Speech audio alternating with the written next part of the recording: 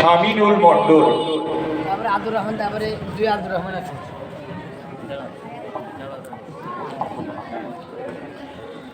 السلام عليكم ورحمة الله وبركاته.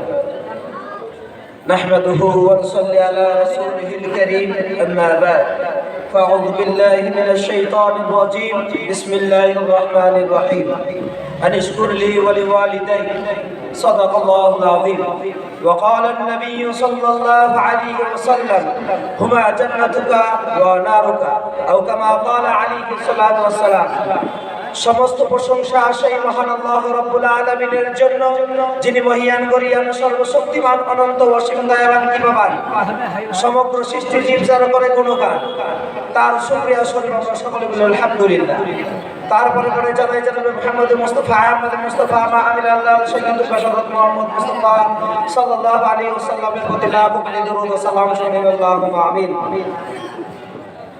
আমাকে একা যেতে আজকের এই মহতি অনুষ্ঠানে সম্মানীয় উপস্থিতি এবং সম্মানীয় সভাপতি সাহেব এবং মঞ্চে উপবিষ্ট শিক্ষক মণ্ডলী এবং মঞ্চের সামনে বসে থাকা মাননীয় জাজবের সাহেব, এর সামনে আমার আলোচ্য বিষয় পিতামাতার হক তথা অধিকার সম্পর্কে কোরআন ও হাদিসের আলোতে কিছু আলোকপাত করতে চাই। পিতামাতার হক সম্পর্কে বলতে গেলে নবী করিম সাল্লাল্লাহু আলাইহি ওয়াসাল্লামের সেই অমূল্য বাণীর কথা মনে পড়ে যায়।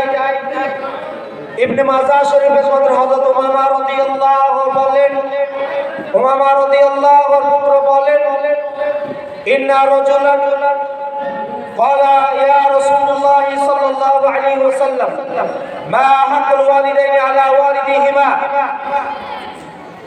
এক ব্যক্তি হুজুর সাল্লাল্লাহু আলাইহি ওয়াসাল্লামকে জিজ্ঞাসা করলেন, ইয়া রাসূলুল্লাহ সাল্লাল্লাহু আলাইহি ওয়াসাল্লাম, সন্তানের পিতামাতার প্রতি হক তথা অধিকার কি?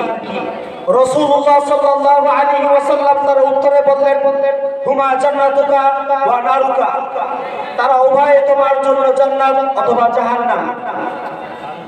অতএব তাদের সাথে ভালো ব্যবহার রয়েছে জান্নাত পাওয়া যায়, আর তাদের সাথে অশ্লীল ও খারাপ ব্যবহারে জাহান্নামে পৌঁছে দেয়।